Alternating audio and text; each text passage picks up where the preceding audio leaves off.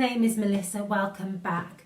So today I'm going to be sharing with you the hiring process for Singapore. If you're moving to Singapore or interested in finding a job in Singapore, then do keep watching, because towards the end of the video I will be sharing with you about an ebook that I've created for those of you that want to live in Singapore.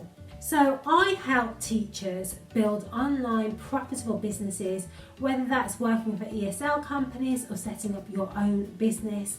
That's what I coach teachers with.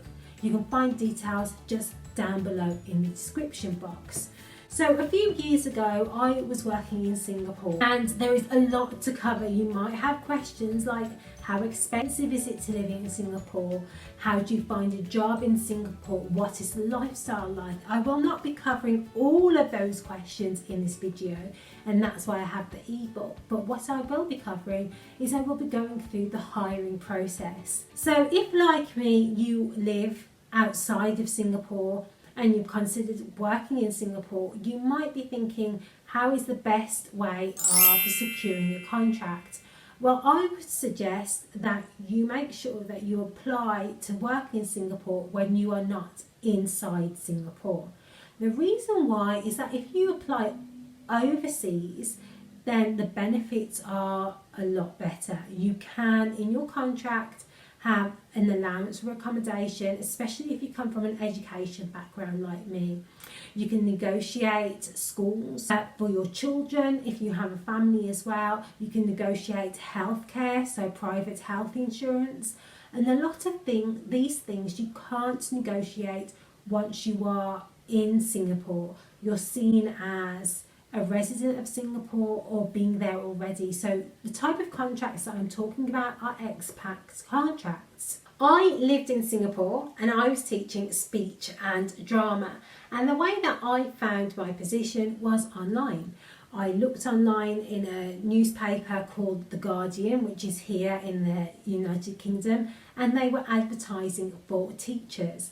Now, they were looking for qualified teachers, so in my subject area I was indeed qualified, or am indeed qualified, so I'm a qualified teacher in my subject area. And so when you are qualified, you can command a bit more money. So if you've got a PGCE or a Masters of Education, or if you've got a degree in your subject. I applied online, and then the interview was via Zoom. Now, a lot of us are very familiar with Zoom now because of what we've been going through, but back then it was very new, having an interview online. That's a process of hiring when people are overseas, so they do that online. So the best tips that I would give you if you have got an interview online is just to make sure that you practice.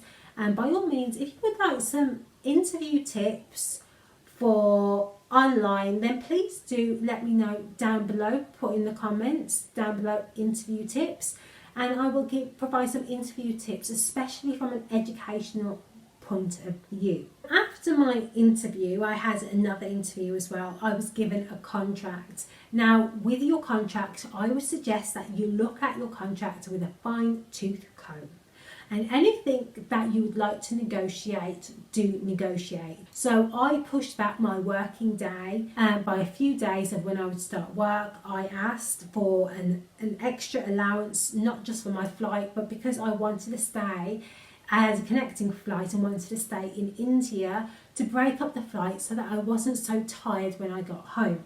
Otherwise there would have been a massive delay between flights. So they paid for my flights in India, and then I arrived.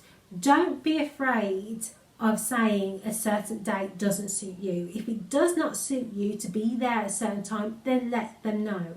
The employers want you. They've accepted you. So do relay that information and let them know. With your contract as well, make sure and ensure that everything is according to what you want it for. So have a look at holidays, have a look at the pay that they're suggesting. Do you get paid for holidays? If so, how much?